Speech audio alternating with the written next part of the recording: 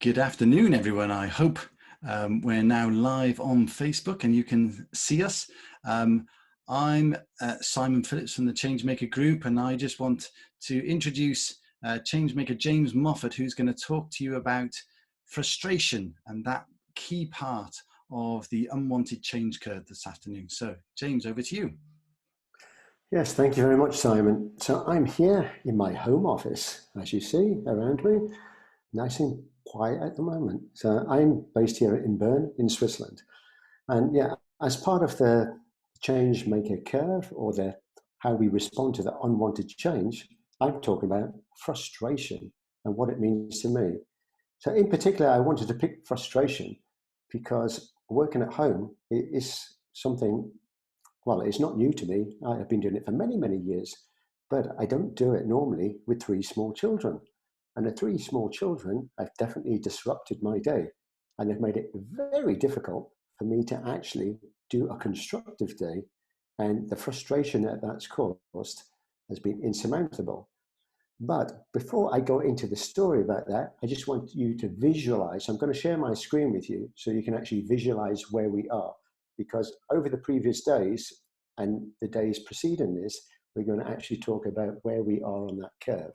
So to help you visualize, if you haven't seen it already, I'm just going to share my screen. And then you should see this. Just bear with me. Make sure that technology is working. As I said, I'm used to working with technology. So here we are. So you should see the screen now. So the frustration. So if we see here, we've had shock, we've had denial, which was this morning, and I'm covering the frustration part.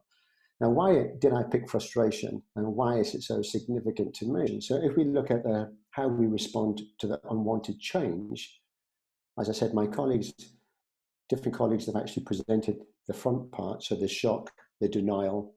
I'm going to do the frustration, and so the denial and the frustration. Oops, yeah, the frustration. So frustration is my part. I particularly picked it because of my own personal situation. So what do I mean by that? So as I said, I'm used to working at home. It's never been a problem, and yeah, I do business at home. I have my own office. It's nice and quiet. But with the coronavirus situation, then things have been disrupted. So the children have now been the disruptors, and they've disrupted my working pattern. Now, because I didn't have a plan in place, because I didn't know what to expect, everything kind of was unprecedented, and kind of we didn't really have a plan in place to address anything because we didn't know what to expect, which is probably the same with a lot of people. So what happened was we just carried on as normal. I tried to work the normal kind of 9 to 5 in my office during the day and trying to help out with the kids. But it became a point that the kids needed more attention. We have 3 children. We have Tom, who's 7, and we have twins, Sam and Abby, who are 4. Now, they're normally, the younger ones are at the nursery school, and the older son is at his big school. And they're normally away all day, and then I have the time to work nice and peacefully, nice in a calm situation, don't get disturbed by anyone. There's no colleagues around me, everyone's virtually. But when the coronavirus hit, things changed. And with the changes created a lot of frustration because the first week was actually hell. We didn't know, we were in kind of shock about the whole situation. We didn't know what to expect. We had the challenges now with the kids. Then we had the extra challenges that my elder son, he was getting so much homework. It was unbelievable the amount of work that he had to do. So we were kind of surrogate teachers in a way that we had to look after not just children at home, we had to also administer and manage his homework, plus make videos of his activities and then send them in. So that became a challenge. It seemed to become the number one priority. So then the frustration was mounting because the more time we were spending with the children, the less time I was working. And I wanted to work because I felt that I needed to also contribute, keep my connections, do my daily stuff. Then my wife is not working. Now, she typically works in a school. So then she's not at school, but she has to be connected. So then kind of the frustration, she's not used to working at home, so she had nothing set up. And then she had to have a call. So then it kind of death by Zoom and Skype and Hangouts and other kind of virtual meetings. So it started to manifest into sheer frustration in the point that we didn't know what to do. So this is where we are on the curve. Now, as I was saying, on the curve, it doesn't mean that people aren't going to feel frustration, or maybe not. They could dive down into depression. I mean, hopefully we'll not get that far, because the frustration, after 1 week of sheer frustration, we decided that we have to come up with a plan. And as I work in businesses all the time, I always say to my clients, you need a plan. They say, we need to get to from A to Z. And I say, how are you going to get there? You don't just make it up. You need a plan. So in this case, we needed a plan. So what was the plan going to be? Welcome back. So as I was saying, yeah, it's ironic. I've got some beautiful pictures to show you, particularly the one of the kids, because you'll see the frustration and you'll see their cheeky faces, and you'll know the disruptors have disrupted the disruptor. Anyway, so frustration. So it became basically unmanageable the first week, and we really, my wife and I, had our wits' end. So as I said, she wasn't used to working from home, so she needed technology. So she wasn't using Zoom and typical things that I use. She was using something completely different. So then we had to set it up on her laptop, and then she had to get ready. So the frustration of that, she's going to be on a call. Then I'm thinking, I'm on a call at the same time.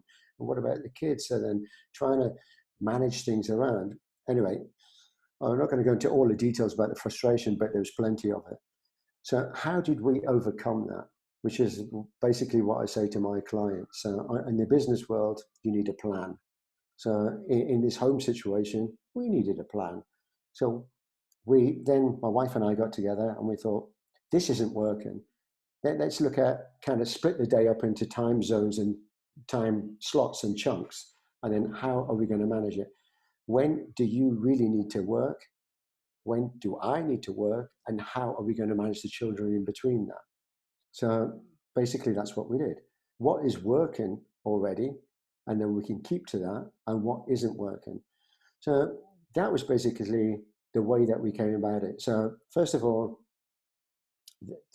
we ended up administrating something that worked. So I took the morning shift of looking after the kids, because I felt that most of my meetings were in the afternoon anyway. So any in the morning, I either rearranged or I cancelled them and moved them to the afternoon, or cancelled them altogether. Maybe they weren't so important.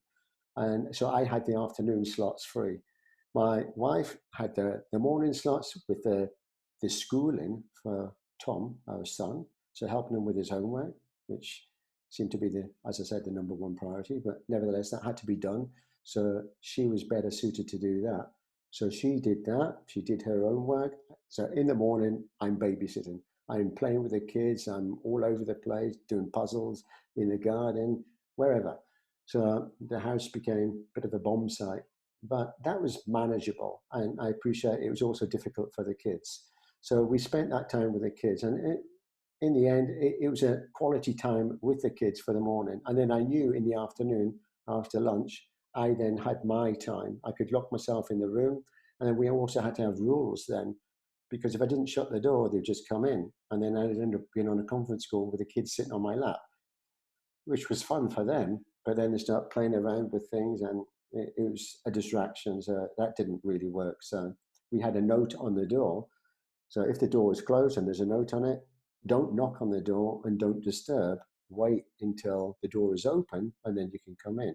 So there was many little things like that that actually worked. And thanks once again. So we're going to get there. So I'm not going to go into great detail about the story. Otherwise, we'd be here all day and keep dropping out.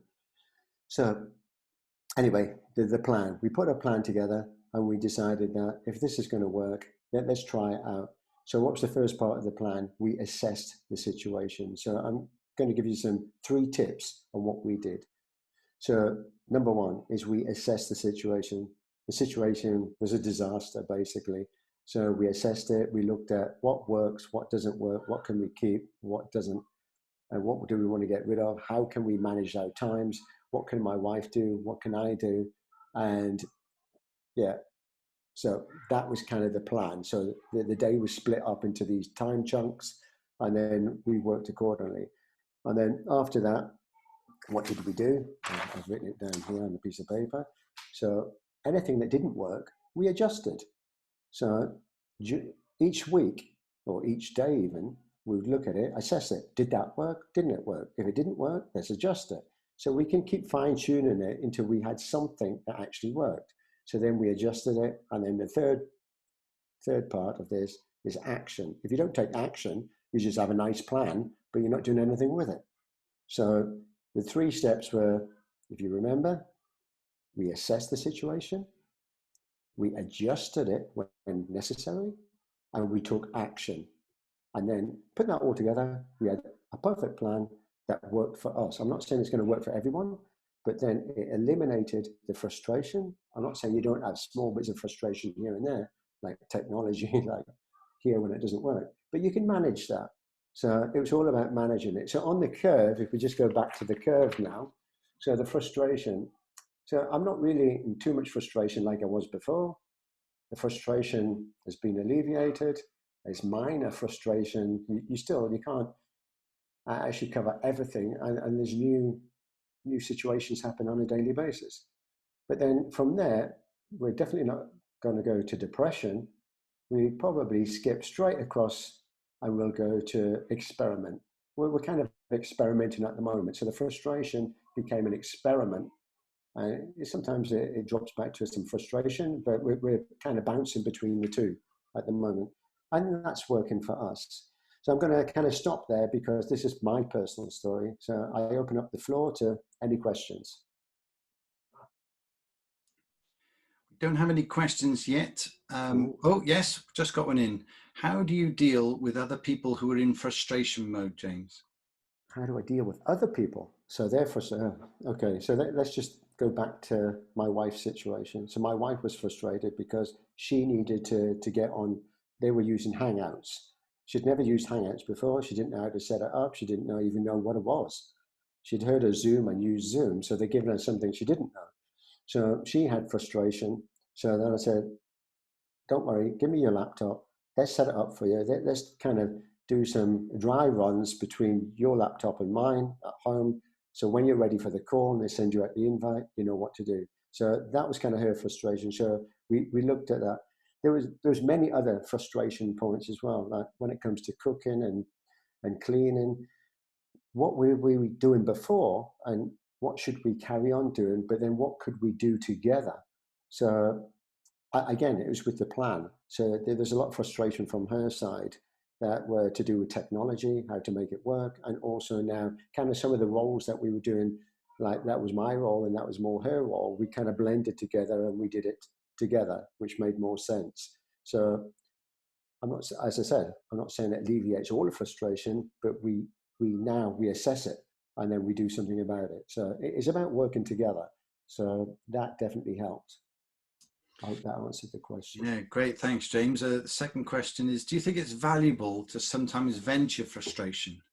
Yes, definitely. That first week, yeah, yeah. I don't normally swear, and yeah, I must admit, I swore a few times, and it's not pleasant. It's not a good thing to do, but the sheer frustration got the better of me sometimes. So, I mean, we did have a calming part in the evening, which never changed. So I also do something very special with the kids with interactive bedtime storytelling. So it's a way that it is very much their story. So that stayed the same. So we knew whatever happened during the day, uh, we could, at least at night time, go back to a routine that we were used to. And that was the storytelling. And that was kind of the level set to get back to the normality of our day. And the kids loved that. They look forward to it. They interact with that. And they've got such a vivid imagination that they created something special each night, which we record. But that's another story. So yeah, it's not easy. But there was a lot of frustration, a lot of things that we were not pleased with what we did in the first week. But I wouldn't say we've completely overcome them. There's still situations that arise all the time, but we know how to deal with it now. Any other questions? Not just at the moment. Is there anything that you'd like to say to sort of to finish off, James? Yeah, so as I said, that everybody is experienced from their own personal point of view. I mean, just because we've got 3 kids at home, it doesn't mean that someone else with 3 kids at home is going to experience the same. It's about the temperament of the kids. It's about the schooling and maybe the house, the home, the entertainment, the things that you play. So there's probably no two the same. But the most important thing that we found was assess the situation and create a plan. It was the plan that made it easier. Otherwise, every day we're kind of running around like headless chickens, not knowing what to do and trying firefight and trying to deal with this. And then there's another problem here and another one there. Then, oh dear, I've got a call I've got to be on. And now I'm going to leave you with the kids. I've got to be on a call. That doesn't work. That just creates more frustration. And we wanted to actually alleviate that frustration and move away from frustration. So it's all about, if there's number one thing to do, assess what you've got there and make a plan, your plan. Brilliant. So there's one last question then. Do you think that the adjust element is the important point in terms of taking control? Absolutely. So we also wanted the kids to feel that they're part of this as well. It's not just about my frustration and my wife's frustration, it's about the kids' frustration. So they're frustrated, they can't necessarily go out to play, they can't go and be with their friends, they can't go to school, they can't do whatever. So it's about also active listening to the kids, asking them what they want to do. Are they okay? I mean, because your frustration is also their frustration. So although I only mentioned about myself and my wife, it's everybody really. You have to consider everybody in this, and the frustration of my son having to do his homework, the frustration of the kids. Then when we're doing that, what about them? So as I said, there was always a nice kind of finishing off with the bedtime storytelling, and that was kind of the calming, relaxing point where they felt at ease, and at least at night they'd go to bed with something that was their time, their quality time, and something really for them, which we appreciated, and so did they. Brilliant. Well, I think we're all out of questions and we're all out of time, James. And I just wanted to say thank you from all of us within the group for taking some time out with us this afternoon and doing this really informative session on frustration. It's really helpful. Thank you. And a note to all the people watching, we will hopefully see you here again at 11 a.m. on Monday morning when Zarina O'Donnell will be returning to talk to us all about depression. So before then, make sure you have a great weekend and we'll see you then. Have a good one and stay safe.